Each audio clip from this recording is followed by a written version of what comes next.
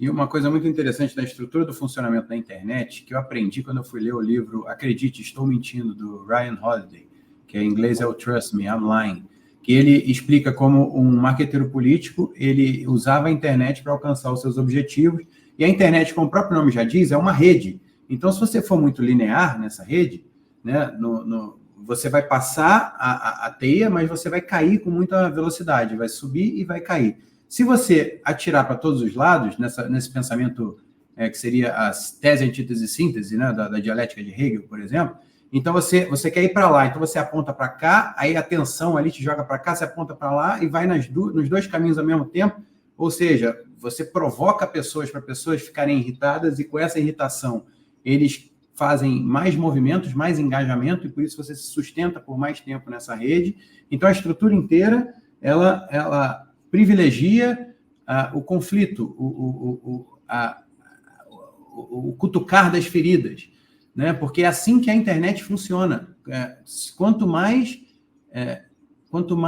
briga, quanto mais você vai cutucar as dores das pessoas, mexer com os pecados, né? Os 7 pecados capitais ali, mais você vai provocar as pessoas, elas vão funcionar como enxames de abelhas e aquilo te mantém muito mais ativo, o seu nome fica muito mais relevante, a sua hashtag fica em alta, o seu nome fica em alta. Então, as pessoas hoje... É grave, é sério. Você tocou num ponto nevrálgico. Essa frequente alternância de cenas, ambiente e direção gera uma tensão atroz. E é por isso que os influenciadores digitais, eles descobriram essa armadilha mental sem entender os processos psicológicos, entendeu? E sem entender os mecanismos de gatilho, disparando, abrindo múltiplas janelas. Quanto mais janelas abrem, mais você se atenta para o que se fala, o que se diz, ou as imagens que se postam, e mais a âncora, ela fica dançando e as pessoas menos se entediam, entendeu? Mas o tédio faz parte da história de um ser humano. A solidão é fundamental. Quem detesta o tédio e a solidão, detesta se interiorizar, porque os bilhetes de passagem para nós nos visitarmos é o tédio e a solidão. Quando nós o experimentamos, você se procura.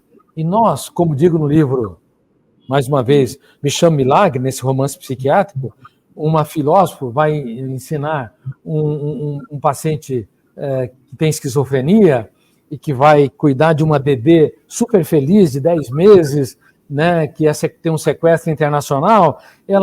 Os dois, o paciente que é psicótico, super inteligente também, apesar de todas as alucinações e delírios, e feliz, e a bebê também super tagarela, e eles não conseguem ter momentos de silêncio, e ela fala, ela vai ensinar ao longo do crescimento da garota, precisam procurar onde mora o silêncio.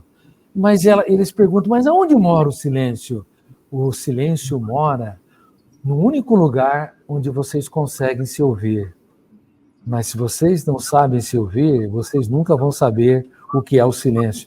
E nessa era de ruídos políticos, de disputas de opiniões, e também onde as pessoas exaltam a humanidade, mas a diferença, então, as pessoas não se ouvem. E só para encerrar, o que está ocorrendo é que essa alternância de imagens e de cenas mexe com o ciclo da dopamina e da serotonina, que são 2 neurotransmissores, 2 carteiros que enviam mensagem do neurônio anterior para o posterior. Eles são mensageiros. Se eles são muito excitados, eles acabam modulando a necessidade de muitos estímulos para ter migalhas de prazer, gerando uma das coisas mais cruéis que eu tenho denunciado em mais de 70 países, e eu acho que eu sou uma voz solitária. Eu não sei se outro pesquisador, outro psiquiatra, outro pensador, ou filósofo tem falado sobre isso. A era dos mendigos emocionais. Pessoas que precisam de muitos estímulos, mesmo sendo milionários, né, classe média alta ou bilionários, para ter migalhas de prazer. São miseráveis que moram em casas confortáveis. Tem cama, mas não dormem. Tem mesa farta, mas mendigam o pão da alegria.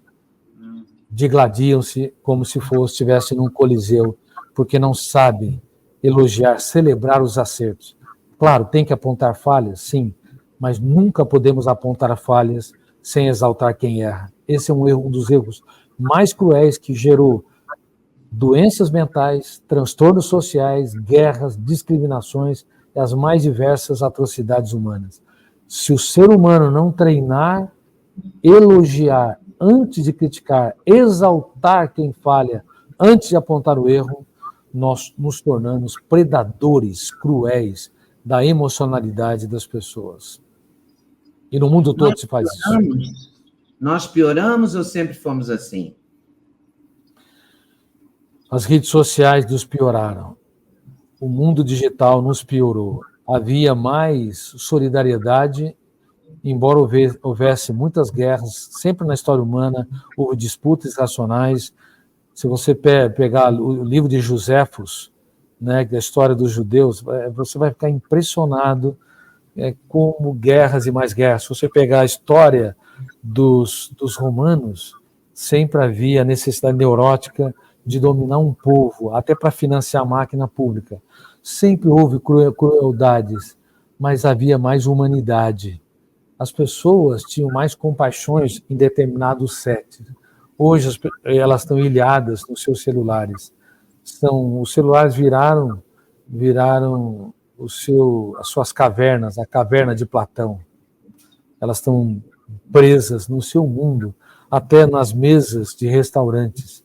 Nós pioramos, Deda. Nós estamos desenvolvendo a intoxicação digital como o mal do milênio. Eu não sei o que vai acontecer se nós sobrevivermos mais 10, 20, 50, 100 anos. Espero que vivamos séculos e mais séculos. Mas eu não sei se isso vai mudar, porque a dependência psicológica é tão cruel com o ciclo da dopamina, da serotonina, que eu acredito hoje que só a educação e uso, lembra que você falou, Duda, a dose, o que diferencia o veneno do medicamento é a dosagem. Os pais não deveriam usar em finais de semana celulares, não deveriam usar, a não ser como telefone, para comunicação. Em finais de semana teria que ser momentos solenes. 2 horas antes de dormir, nós não deveríamos usar celulares, porque vai mexer com a melatonina, vai alterar o ciclo, e o sono, e a mente vai estar acelerada e não induz o sono. E por isso que a indústria de medicamentos, de tranquilizantes, está se tornando, se já não se tornou, mais poderosa que a indústria de armas. Porque uma em cada 2 pessoas vai desenvolver um transtorno psiquiátrico.